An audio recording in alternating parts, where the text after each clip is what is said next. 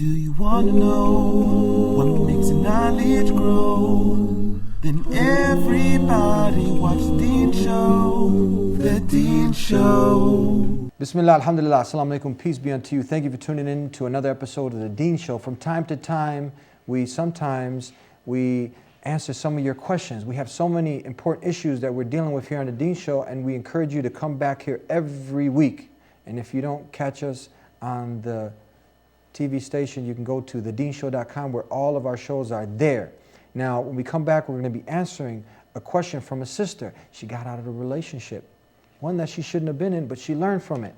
And now she's trying to cope because she's having some effects, some negative effects that have come up from this. And she wants some advice. So we got an expert on The Deen Show to give us some of that advice. We're going to be reading out her question when we come back and helping everyone benefit from the answers. Sit tight, we'll be right back. This is The Deen Show. This is The Deen Show. This is The Deen Show. This is The Deen Show. This is The Deen Show. This is The Deen Show. This is The Deen Show. This is The Deen Show. This is The Deen Show. This is The Deen Show. This is The Deen Show. This is The Deen Show. Assalamu alaikum, peace be with you. Wa alaikum assalam wa rahmatullahi wa barakatuh. Alhamdulillah, praises to the creator of the heavens and earth. Last time I saw you, I think it was in India. Or no, I even saw you, I think after that in Canada, but before that in India. Now you're back in Chicago on The Deen Show. Yes, I am, and it's good to see you, Eddie. It's good to see you too. Thank you once again. Thank you. Thank you for having me. So now tell us a little bit about yourself. Most of the people, the Muslims, they know who you are. And can you, just for our not yet Muslim audience and those who, you know, the first time getting a chance to tune in and see you here, tell us a little about yourself, Sheikh. Well, you know, you refer to me as the Sheikh. Sheikh is a title. That's not like milkshake or nothing, is it? Yeah. As you know, that there is no concept of clergyman in Islam. There isn't. There is not. Okay. And this idea is supposed to be very liberating. Nobody comes between you and your creator. Okay. You do not need an operator. It's a direct call. So Islam rejects the whole notion of clergyman. So a sheikh, imam is a title that is given to a person like myself when the community feels that you're worthy of it. And it's just a title out of respect that this person knows a little about the theology of the religion and we can ask him questions. So the title is really just to indicate that. You got a lot of money? Because some sheikh can also be a tribute to the guy who's got a big bankroll, like a prince or someone like that. Is that also? Yes. Well, sheikh can either refer to a religious scholar, an elderly person, a head of a group, specifically a tribe, or sometimes in some places like in the Middle East, it is, you know, heads of a nation or people who belong to big families who are, you know, leading a nation. They also be called sheikh. So anyways, so there are two ways to become a sheikh, and I went to school. I got my degree in Islamic studies, and then I got my degree in psychotherapy. Yeah. And now I am practicing psychotherapy. So MashaAllah. that's what I'm doing. So time is short. We're gonna, from time to time, we answer some of the viewers' questions. Okay. So we have a question here from a sister. So I'm gonna go ahead and read it, and then we can diagnose it, and hopefully, inshallah, you can go ahead, we can give the answer to this question. The sister is saying that I have been in a very long relationship with a boy, and we have broken up. Alhamdulillah, all thanks is to God, I've learned from my mistakes and understood why girlfriends/boyfriends are, and in Arabic she used the word haram, which obviously means prohibited in Islam. My question is to you, how do I move on? Although I know everything happens in the will of God, it is hard for me to put this in the past and move on. I put my trust in God, but it seems as though it is always on my mind. Every second, I think about this boy and the relationship that we had. I really am trying to work on being a better Muslim, but I don't know the steps to take to move on. I'm sure many other girls are going through the same thing, similar situations, so I would kindly appreciate some advice to help out the other sisters as well as myself. Eddie, let me begin by thanking you for creating such a safe place where people can actually send in their questions. And that is, it just says a lot about the show. When people trust us with something as intimate and as personal as this, it means that we're doing something right. So I congratulate you. Thank you, mashallah. And I also appreciate, what the sister has done here, and that is, look, I've got an issue and I'm reaching out for help. Somebody who is acknowledging that I have made a mistake in the past, but I'm also acknowledging the fact that I am still stuck in my past and I am unable to move on. So I really appreciate this letter. And let me just begin by where she ended up by saying that she recognizes that it's haram. So what happens is that nowadays the whole idea of Islam teaches us that there's got to be a distance between the genders. I mean that we keep a safe distance. Men and women keep a distance. And that distance is both symbolic, emotional, as well as physical. If a man wants to be with a woman, there is nothing wrong with that. All we ask for is that you add an ethical component to this potential relationship. And that ethical component to it is the idea that we want to grow spiritually into this, and we're going to publicly acknowledge and commit to one another. But that is what's happening nowadays is, this whole notion of people being in love, and what they say, people, a man and a woman, they first see each other and then they immediately fall what? In love? No, they fall in bed before they fall in love. Okay. So this is what we see happening. They fall in bed before they fall in love. Exactly. So it's more of a lust now. Exactly. And it's funny because they say that men use love to get sex and women use sex to get love. Wow. A woman thinks that if she has sex with a guy, that is going to cause him to love her. And if a guy tells a woman that he loves her, he knows that this is what's going to get him the sex. So it's interestingly how our society has really mixed the whole idea of sex and love, where it's almost, if you have sex, it means that you are in love. Well, if that's the case, then what do we call rape? If sex equals love, then what's rape? Too much love? Wow. Of course it's not. Yeah. So Islam teaching us that, keep a distance between the opposite, between the genders. And again, this distance is really for the protection of all. And nowadays what we see, this idea of the relationships that people have out there. They say that there is a relationship that we call connection. And that is, you see a person and you admire their physical appearance and you fall in love, not with who the person is, but rather what the person is. And that is their physical appearance. So we are connected to the person due to their flesh or to their flesh. We can only speak about them in physical terms. Oh, I like that girl. Why do you like her? Well, you know what, she's got this and she's got that. So we can only speak about the other person in physical terms. And that is terrible because we only see their usefulness but not their goodness. And that's a terrible relationship to be in. And sometimes we connect to people simply because of their wealth. Oh, I like him because he buys me stuff all the time. I like him because he pays for the dinners all the time. He fills my gas all the time. But that is the extent of it. We cannot talk about the person beyond their usefulness to us. And that is really terrible. A healthy relationship is a relationship where both parties care for the development, for the well-being, and for the growth and the happiness of one another. That is a healthy relationship. But it's not just healthy because of this, but most important because it has that ethical value into it. So when people go out and into these types of relationships and they break with one another, whether it was an ethical relationship or not, it sounds like the sister has really given a piece of her heart to this person. And she is heartbroken at this point because he remains in her heart, but he is out of her life. So how do we help that sister? And that's the crucial question. We're going to be answering this and more here on the Deen Show. Sit tight, don't go nowhere. I am not afraid to stand alone. I am not afraid to stand alone. If Allah's by my side, I am not afraid to stand alone. I am not afraid to stand alone. If Allah's by my side, I am not afraid to stand alone. I am not afraid to stand alone. If Allah's by my side, I am not afraid to stand alone.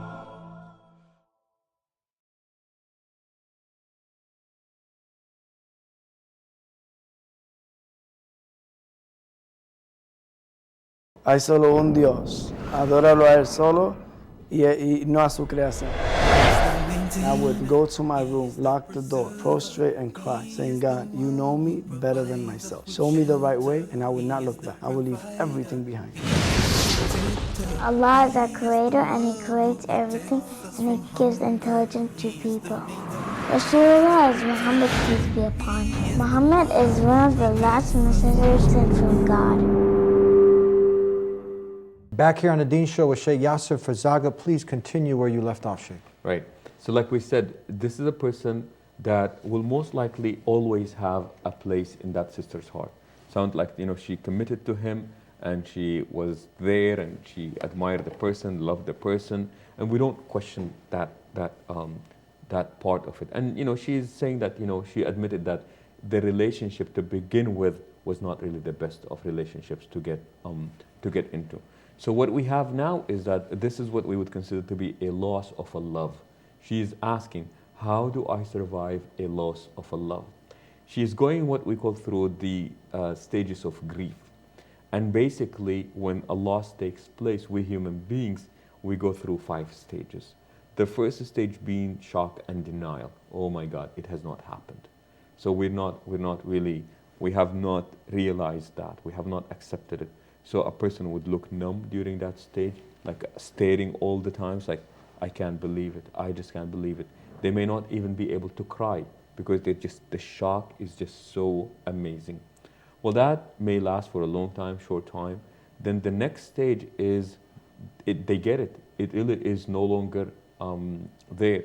So there is a lot of anger and resentment that takes place as a result of the acceptance of the loss. And then we go into depression. And that is recognizing that the anger has not done us any good. So we go into depression and, we've lost it. It's not coming back again. It is reality at this point. And then after that, we try to make peace. How do I make peace with my past? Where do I find meanings? And then we go into acceptance and being able to move on.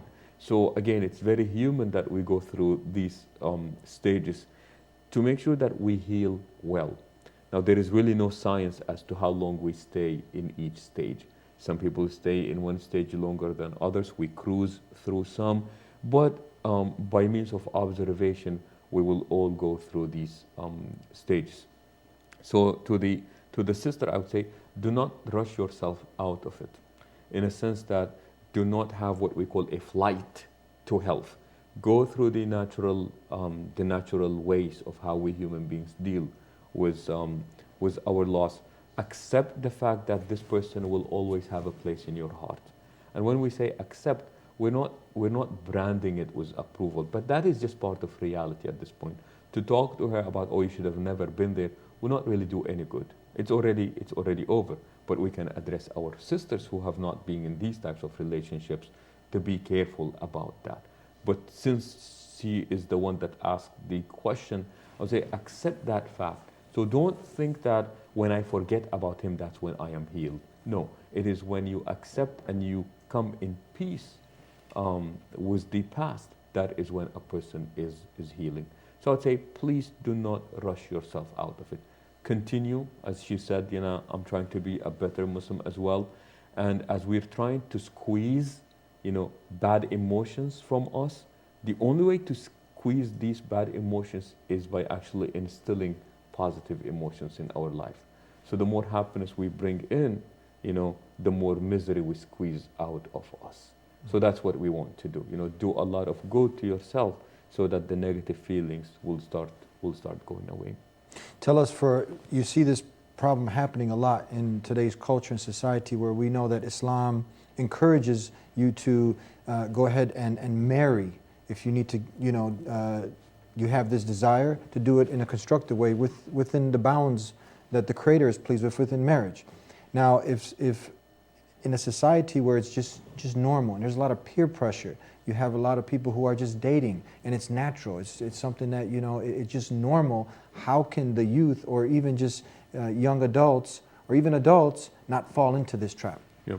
If you remember, Eddie, in the very first time that I came on your show, we spoke about the whole idea of the subjugation of the passion. I mean, that is just one beautiful teaching that Islam has for us, and that is recognize the challenge. We cannot, and here is the sad reality, we cannot escape it. You know, it's like porn. It's like, these are all, it's just all over the place. It's right on your face.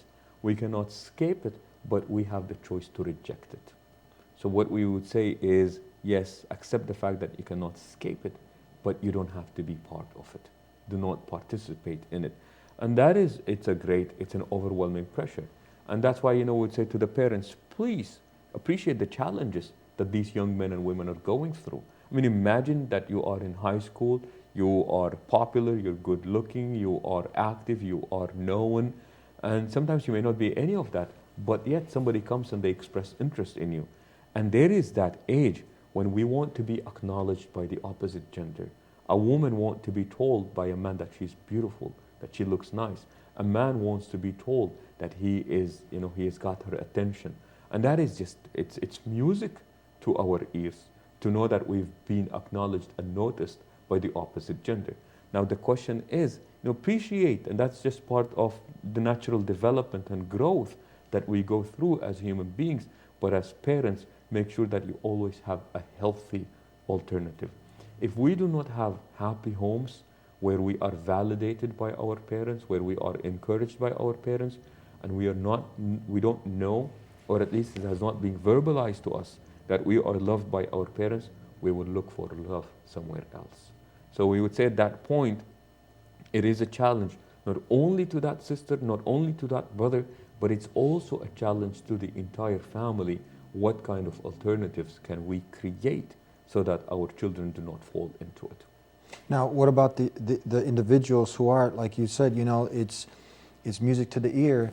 The woman, she wants to be told she's beautiful, so she's putting herself out there on Facebook, on MySpace, and you know, the boy also, he's on the hunt, and he just put another number now. He just got another, you know, victim, and the boy has bragging rights. The girl, she's like, you know, trying to get that status of being the hottest girl, and it's a game. It becomes like a cycle, just a game, and you know, many women, some of them, you know,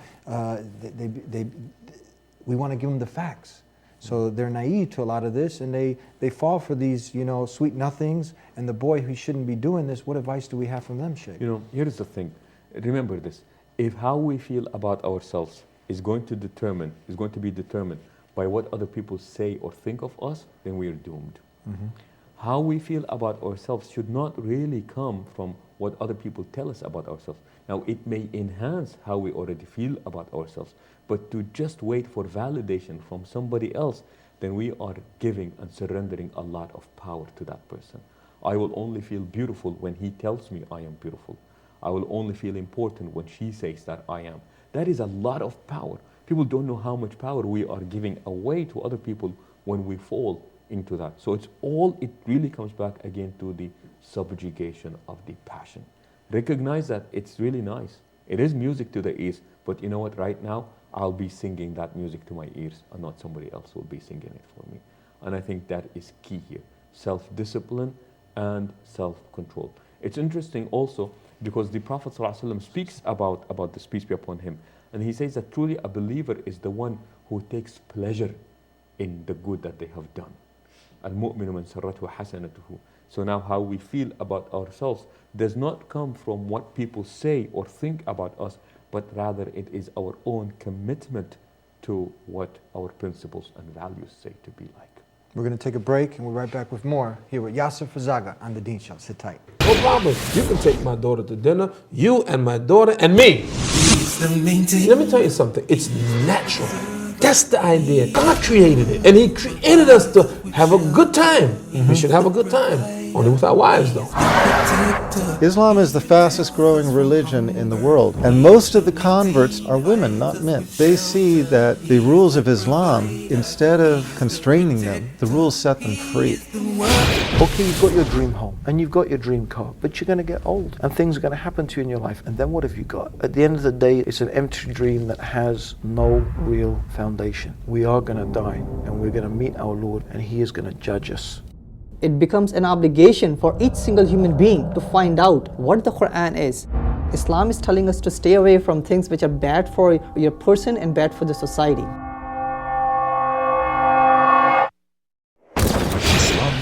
senseless killing of innocent human beings. Human life is precious. Back here on the Deen Show with Sheikh Yassir Fazaga, and we have so many things to talk about on this topic, so little time. So we just want to leave the people with some good information, some good advice, and hopefully we can get this sister now to feel better, to be on a road towards healing up and not going back to that. And people can benefit from her question. Now, one note on her. Okay, she realizes what she did, she shouldn't have done, she shouldn't have been in this relationship from the get-go, right? That's clear? Marriage is the way to go in Islam, right? Yes. Okay, she gets the phone call now. She's healing up. Boys will be boys. He's not on the correct way, he's not doing the right thing, and he's hungry, he wants to eat. You know what I'm talking about? And he calls her up at 1, 2 in the morning, hey baby, and he still has her number, right? What do you do? Well, this is what we say, this is about avoiding a relapse, you know? And the best thing at that point, I actually had a client who was in a situation like this. You know, the guy got what he wanted, and then by the end of the day, you know, unfortunately, squeezing an orange, squeeze all the juice out of it, and then what do you do with the rest of it? You throw it Toss out. it away. Yeah. But then I guess, took him some time to find somebody else. Didn't know where to go. He still had her number, wants to call her up again. Please remember this. Eddie, you know, the word love in Islam, in the Quran, appears in over 90 places. Love and its derivatives. What is interesting is it does not define what love is, but speaks about the very first consequence of love. Now, if you claim to love a person, what would be the very first consequence of you saying that I love that person? Commitment. So Islam talks about commitment. If you truly love, then commit. If you do not commit, then your claim of love is not real. So for that sister, if that kid is really interested in you, I say, well, I want you to meet my parents. I want you to come and propose. And that's when, oh, you know, not really now. I am not ready for it. Well, then you're seeking me for pleasure at this point. And I do not, and I'm not going to put myself out there just to please you, which is what has happened in the past. I don't want to assume, but it seems like, you know, now that they're broken up, if he wants her back just for this, I'd say, please, test his commitment and say, if that's what you want, I want you to talk to my parents. And I remember when I told this to my client, he actually called her. And he said, you know what, I really miss you, baby. And, you know, he was singing all the right tunes into her ears. Late at night, like you said, 120, maybe 125. Yeah. But then what he said, you know, he said all the right things. And she started falling for it. And then, you know, she remembered what we talked about in counseling. And she said, you know what, that sounds really sweet. I want you to meet my parents. And that music absolutely changed. Said, you know, I'm still, I can't, and you know. He was out. He was stuttering at that point, and he could not complete a sentence. Yeah. And she immediately knew what he was after was not necessarily what she wanted. And at that point, I am not going to open myself up so that you take what you want, and then you're going to toss me as you have done this in the past. So please, you know, stand your ground, and remember this. You know what? Never change who you are to please somebody else. If we just keep doing this all the time, the person who is in relationship with that person is no longer us. It is somebody else.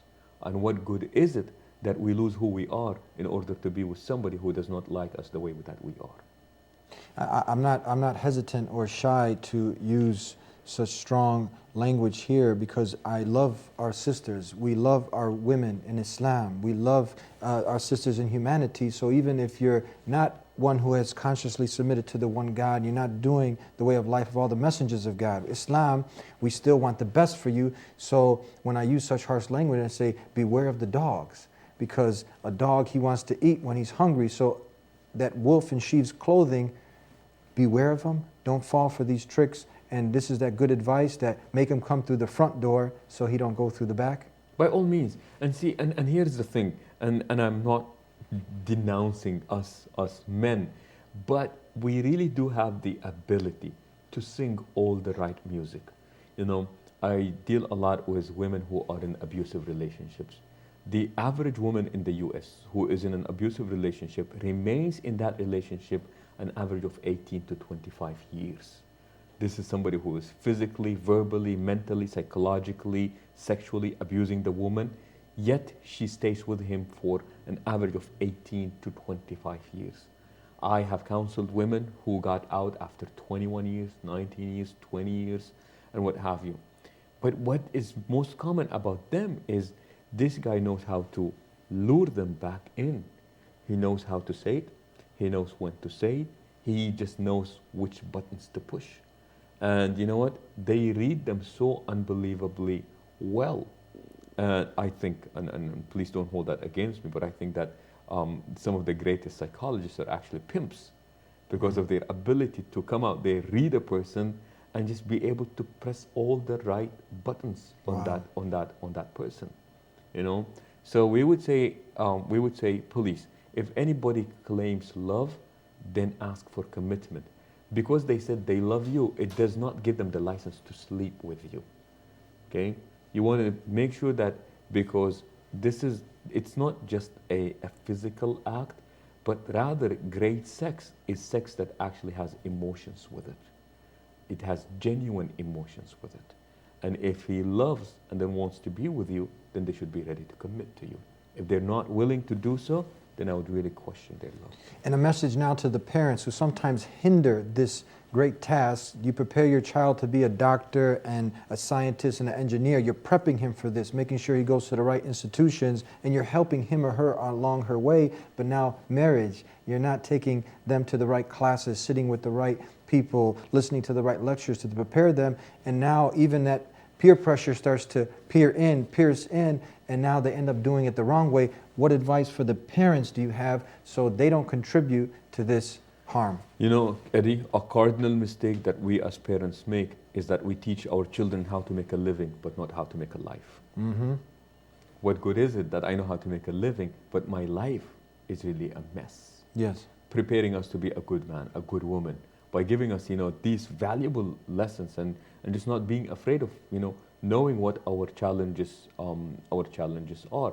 So as important as it is to teach us how to make a living, more important is to teach us how to make a life. And I think if we know how to make a life, then we would know how to make a living. But because we know how to make a living, it does not necessarily mean that we know how to make a life. So please, especially in today's culture, be aware of the different challenges that our children go through. Newsweek magazine had a poll asking children what was most influential in their lives. Parents were not number 1, not number 2, not number 3, not number 4, not number 5, not number 6. They came in 7th. They came after school, teachers, friends, celebrities, magazines, and what have you. So please do not lose that place of authority. You are the best teacher. You are a teacher who is emotionally invested in the well-being of your children. And because of this, address the real challenges, life issues, life-related issues. And I mean, come on, nowadays, sex, relationships is all over the place. And if you are not willing to talk to your children about these issues, somebody else is. Somebody else is. And I am so thankful and grateful that it came to us and we got to talk about this very important issue. Beautiful. And we look forward to having you again here on The Deen Show. We started with peace, we end with peace. Peace be with you. Thank you. Assalamu alaikum. Alaikum salam. And thank you for sitting tight through another episode of The Deen Show. I hope you got to benefit from the sister's question and the advice that we got to give her and everyone out there. Don't get caught by that wolf in sheep's clothing.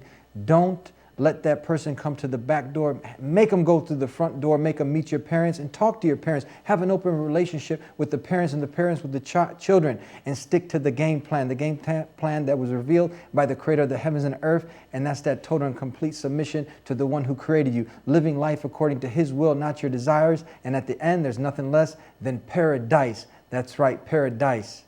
And we hope that you will come back here every week to The Deen Show. Until next time, peace be unto you.